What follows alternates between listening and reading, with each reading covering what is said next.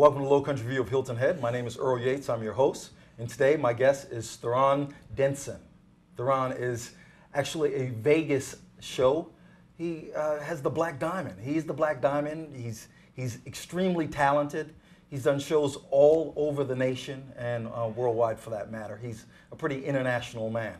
I mean, he opens for the Pointer Sisters besides his Vegas show, but just an extremely talented guy. I mean, you'll see a clip of him on Jimmy Kimmel. You'll also see a little bit of him performing a little bit of his act. I'm pretty sure he'll do something like Sweet Caroline or something that Probably everyone something enjoys. like that, yeah. But without further ado, Thank you Mr. very Denson, much. how are we doing, sir? Earl Yates, nice to be here. well, it's good to have you here. And you can't come in with a sequin shirt on and I guess not sing a bit of a Neil Diamond song or two. So I'm sure that at some point in this show I will be doing that for you and for you. Well, of course, you weren't always the Black Diamond. You didn't always know you sounded just like Neil Diamond.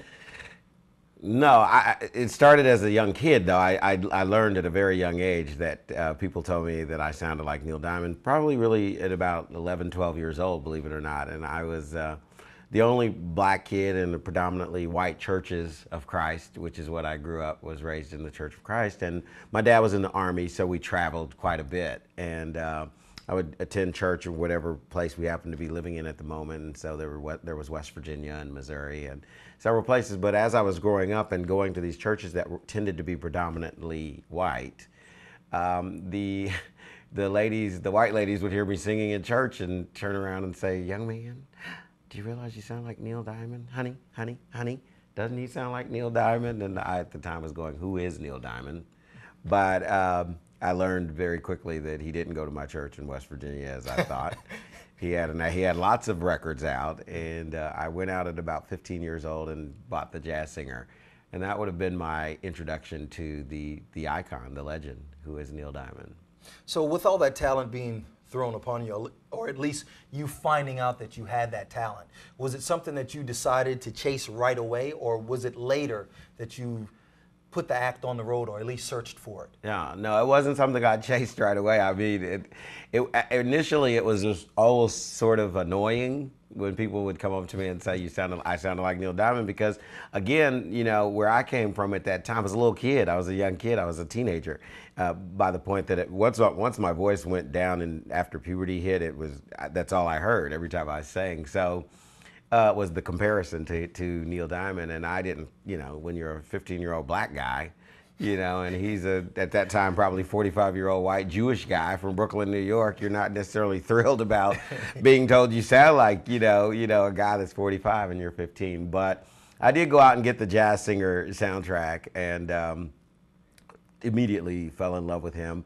And started doing it really just kind of as a fun thing, a way of amusing friends and family who always looked at me like I was from Mars. And it basically the show was born professionally out of a need to eat and pay the bills after having lost my job working for a major hotel chain in Charleston, West Virginia 10 years ago.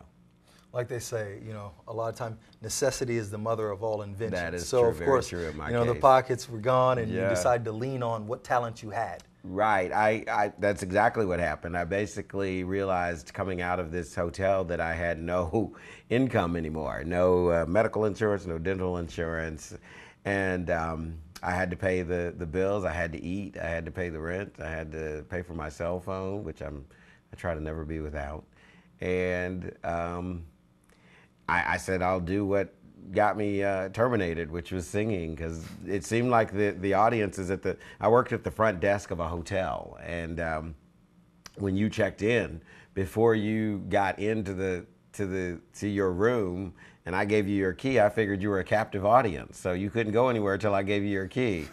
I would stand there and entertain you, and the guests really loved it.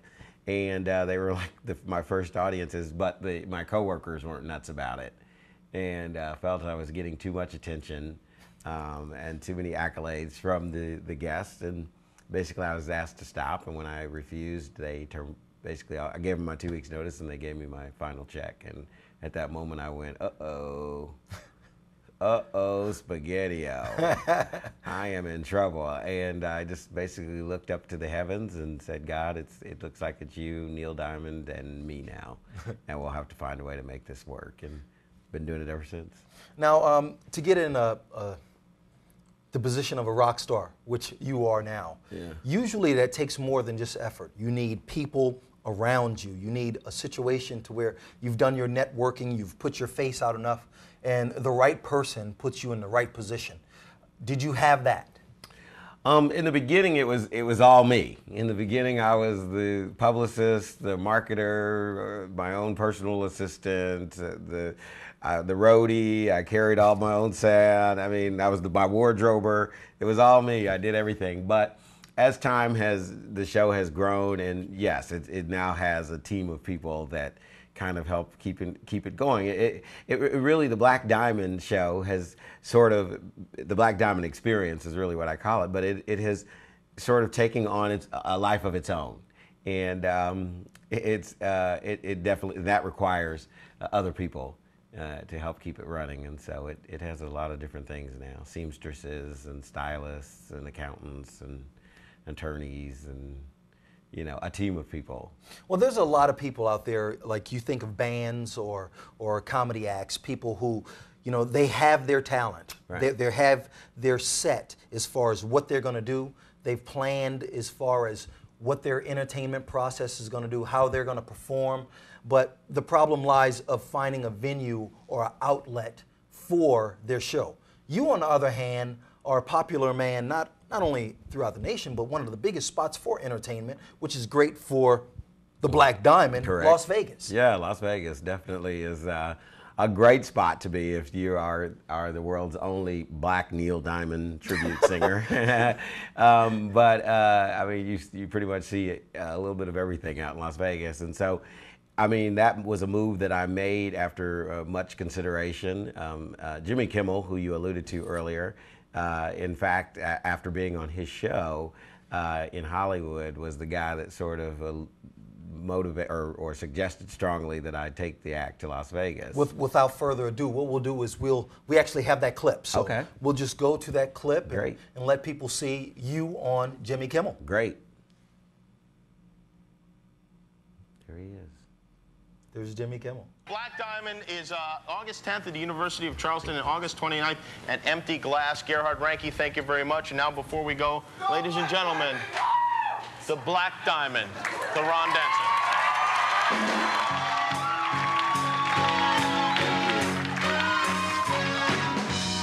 Where it began, I can't begin to know when. And then I know that it's growing strong. It was in the spring, then spring became the summer. Who'd have believed you'd all come along?